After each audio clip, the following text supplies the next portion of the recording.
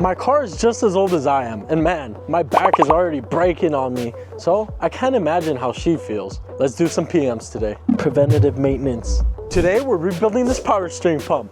I bought it at the junkyard for $30. I bought this seal kit for $15, and I bought this bearing for $5. So, let's see if it was worth it, or if I should just spend $70 and bought a brand new one. Let's rebuild this thing. First, we're gonna start off by taking off this pulley. So I'm gonna stick this in here just so it could jam up. I'm gonna hold it on this side, and then I'm gonna get a 19 mil with my impact, and that should come right off.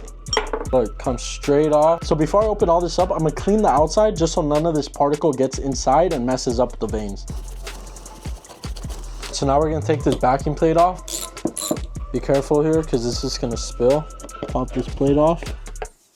And there's the inside. It doesn't look horrible. Wear marks look normal. So now we're gonna take this 10mm bolt off. I'm gonna pop this off. As you can see, this O-ring is all brittle and old already, so good thing we're gonna swap everything out. Now I'm just gonna dump these out onto the plastic.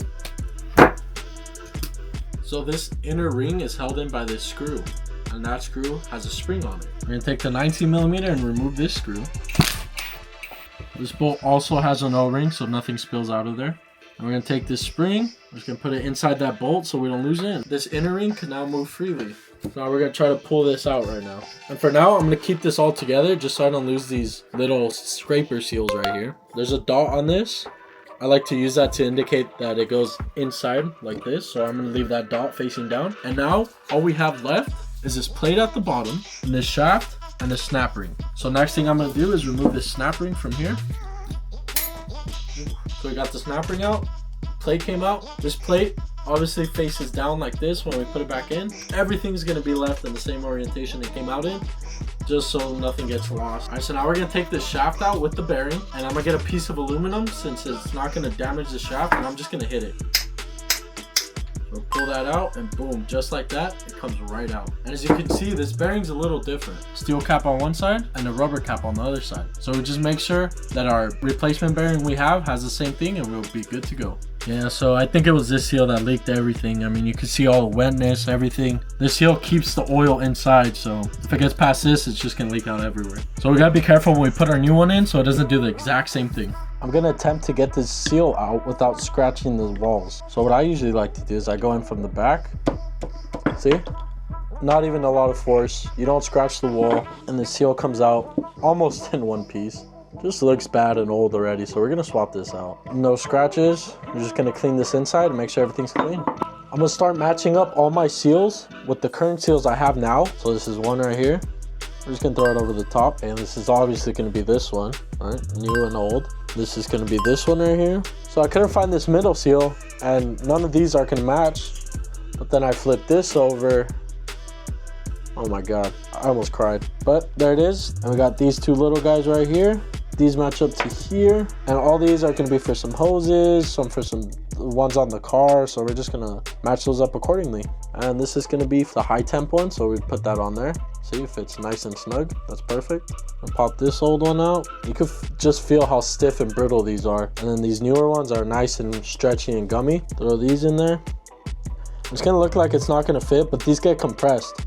You can see these are kind of flat and square. After time, they'll get like that. These are going to be round, and you're going to throw them in here, and they'll get compressed, and they'll seal. That's kind of how they work. You see all this crust in here. You want to take that out, make sure nothing's inside. Get a little bit of oil and just put it on here. Do this last one right here. As you can see, this one has a flat edge and a little kind of curvature right here. So we're gonna put the curvature towards this curve and then the flat edge up here. Let's clean this one out as well. It's really important to have all this cleaned out, free of debris, because then if you don't, any little speck will allow fluid to come out of there. Now we can work on this. Get a little bit of oil, and this comes in contact with oil, so it should be fine. Okay, you can kind of just press this down and it should work itself in. And you could get the old one, get a socket that fits on the outside edge of this, put that right above it, just so you don't damage the one under it. Put this on top, and then you can hit it with the hammer. Just light taps to make sure it's fully seated. Just make sure it's even all the way around. I'm actually just gonna go back and put a little bit of oil on all the O-rings. Power steering fluid. I keep saying oil. Power steering fluid. Two different things. You don't want to oil these. You want to put power steering fluid on these. Just so when we go to put everything back, nothing gets pinched and it slides through nice. And it's also going to help this big one get stuck to this steel, because then you go and turn it around and sometimes it falls out if it's dry. So we're going to take out these small little seals right here. I don't have a white one, but they gave me a green one. So it's gonna be the same thing. And the wider side goes down. I don't know if you could really tell, but it's kind of rectangular. It's not really square. So pay attention to how it comes off. So I'm gonna lay it down flat. It's easier that way. Then I'm gonna put the pin in. As I'm putting the pin in, I'm pinching this side together just so it compresses those seals. And look, it should go in just like that. Super easy. And then it'll all align itself when we put that spring with that bolt back in. Speaking of that bolt actually has another seal. Do not forget to swap that out. Everything will leak. These seals are old. And we're just gonna roll this down. Be careful. Make sure it doesn't rip on the freaking threads. Okay? There it goes. Boom. Brand new. Swapped. Don't forget to do that, because I almost did. That would have been catastrophic. Alright guys, yet another new tool alert. And let me tell you, man, this power steering's already costing more than $70. Definitely not worth it. Jokes aside though, I'm for sure gonna need this in the future, I hope. And now we can take this bolt off. 10mm hex right here. And look, as you can see, yet another seal.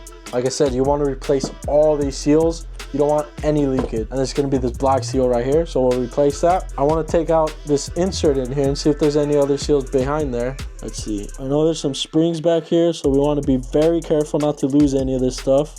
Pull that out, and no, it doesn't look like there's any seals back there, so we're just going to dump this back in there the exact same way it came out. Make sure it moves. Let's swap this seal out before we forget. Get some power steering fluid. Get that O-ring.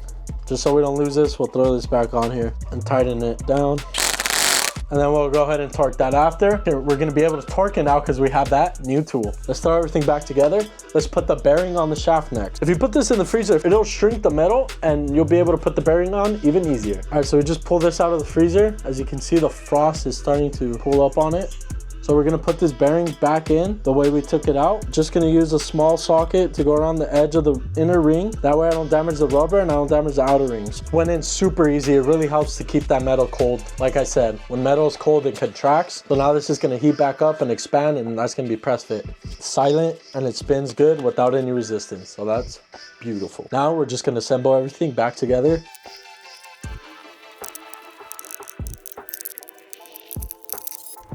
So what even is power steering? Well, it all starts right here at the pump. This pump is connected to the engine with the pulley and a belt.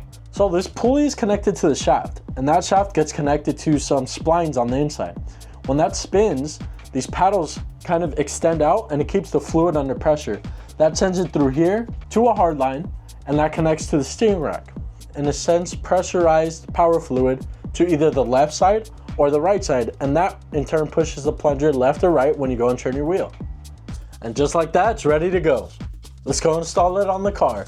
So we got our tensioner tool here with the 14mm socket in the end. We're gonna go ahead and put it on the end of this tensioner. Now we're gonna pull towards us. That's gonna release tension on this belt right here. And we're gonna pull this belt out of the way. Now we're gonna take these bolts off for the carrier, and then we're gonna take this off as well. We're gonna remove these mounting bolts that hold the power steering on.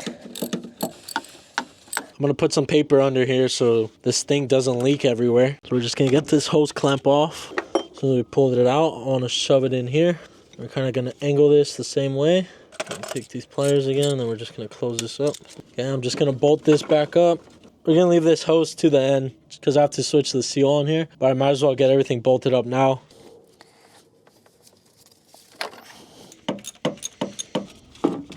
All right, now I'm gonna take this line out. I just put the hard line back on, so I'm gonna bolt everything down.